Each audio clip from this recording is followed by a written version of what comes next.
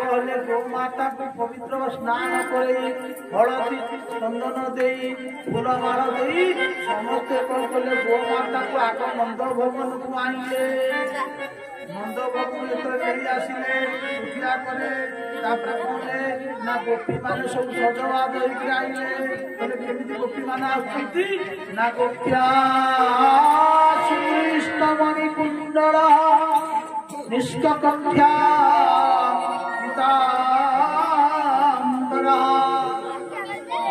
सब कौन करती ना सजवाद होकर आई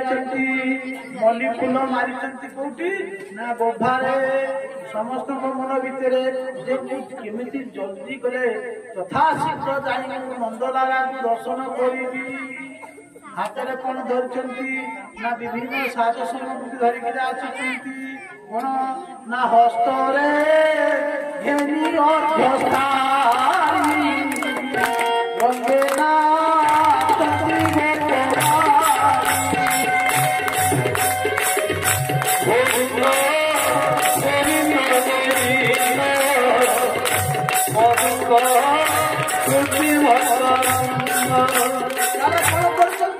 ना थाली भीतर विभिन्न प्रकार